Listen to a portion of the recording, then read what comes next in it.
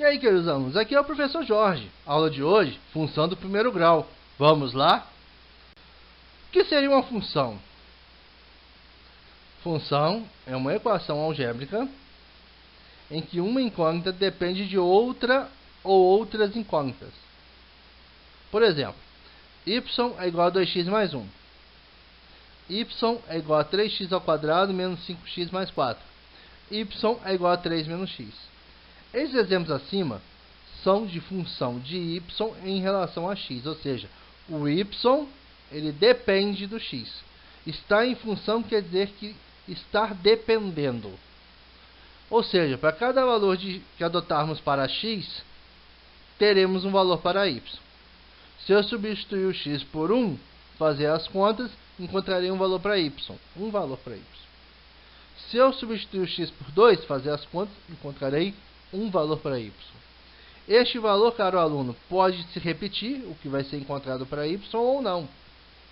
Mas, uma coisa é certa, cada valor de x que eu for utilizar, ao substituir na minha função, eu encontro um resultado para y. Tudo bem? Mas toda função seria de primeiro grau? Não. Para que a função seja de primeiro grau, caro aluno, temos que o expoente da incógnita x seja 1. Por exemplo, y é igual a x mais 1. O expoente do x é 1. Quando não aparece o expoente no x, ou seja, o númerozinho em cima do x, é porque eu tenho o número 1 ali. Y é igual a 3x menos 2.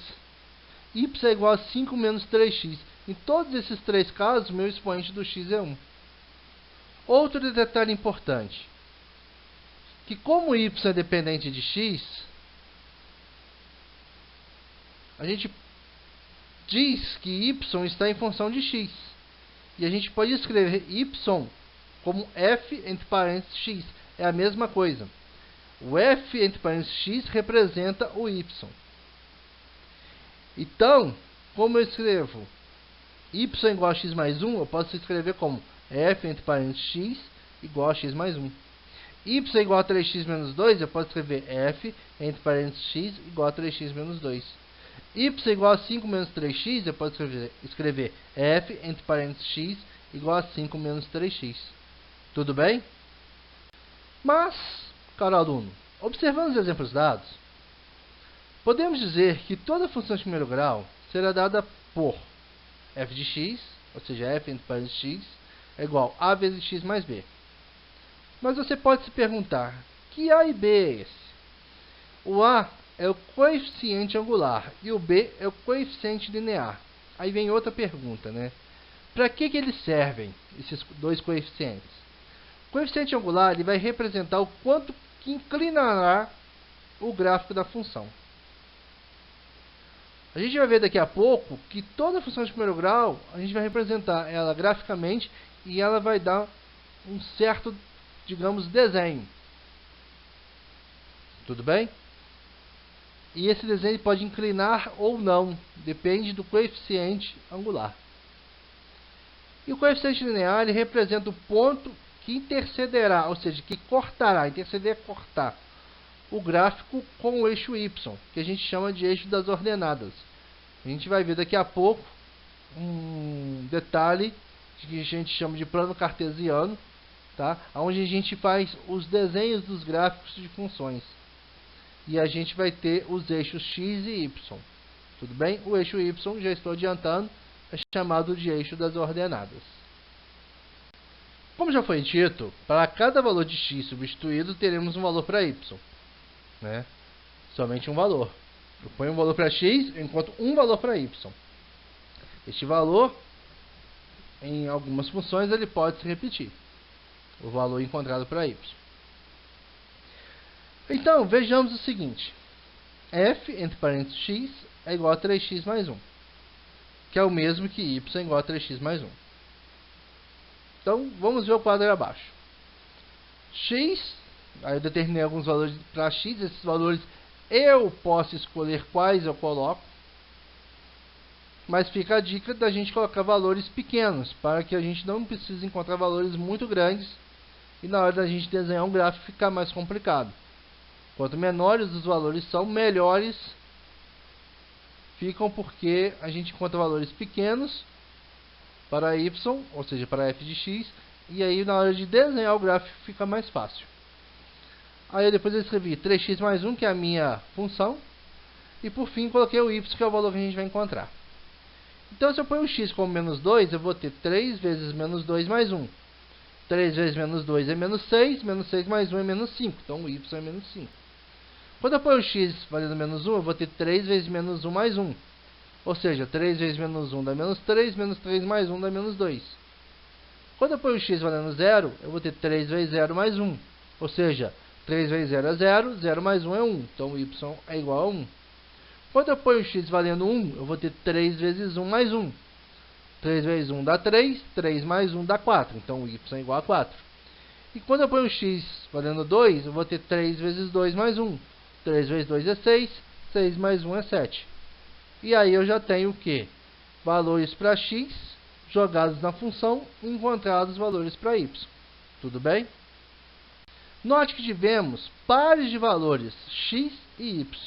Por que eu posso falar isso? Porque a cada valor de x que eu utilizava, eu encontrava um valor para y. Então eu tenho um par. Um valor para x, encontrei um valor para y. Outro valor para x, encontrei outro valor para y. Então os pares x e y, né, que eu coloquei embaixo aí, ó, parênteses, x, vírgula, y é igual. Aí ficou o quê? Menos 2, aí eu encontrei menos 5. Então ficou o par menos 2, menos 5. Menos 1, menos 2. 0, 1, 1, 4 e 2, 7. Lembrando que o primeiro valor do parênteses é o x e o segundo valor do parênteses é o y. Porém, podemos representar estes pares x e y no plano cartesiano, onde temos dois eixos. O eixo x, chamado de abscissa, né, e o eixo y, chamado de ordenada. Então, podemos marcar os pontos adquiridos no exemplo no plano cartesiano. Tudo bem? Então, vamos ver o plano cartesiano. Aí, caro aluno, note que aí a gente tem o plano cartesiano com os eixos x e y. Né? O eixo x, que é o eixo da abscissa, né, a gente deixa na horizontal. O eixo y, que é o eixo da ordenada, a gente deixa na vertical. Tudo bem? E a gente marca os pontos. Então eu marquei o ponto A, B, C, D e E, que a gente encontrou no nosso exemplo. Né? O ponto A, que é o menos 2 para x e menos 5 para y. O ponto B, que é o menos 1 para x, menos 2 para y. O ponto C, que é 0 para x e 1 para y.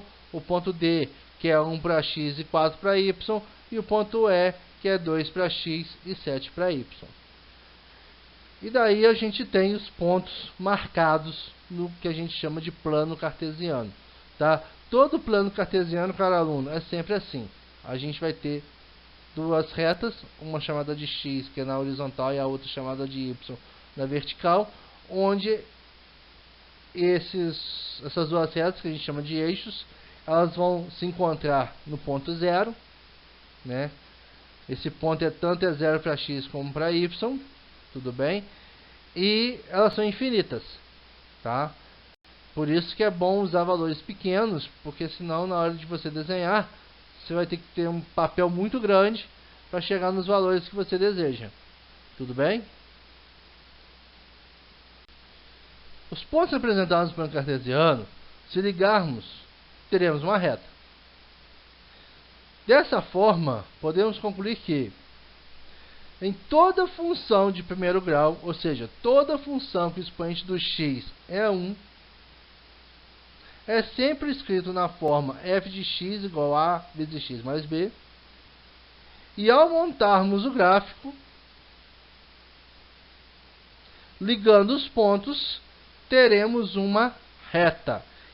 Isso, aluno, é sempre válido. Função de primeiro grau, o expoente do x é 1. E toda função de primeiro grau é escrita como f de x igual a vezes x mais b. E o gráfico dessa função, quando eu ligo os pontos encontrados, a gente vai ter uma reta. Tudo bem, caro aluno?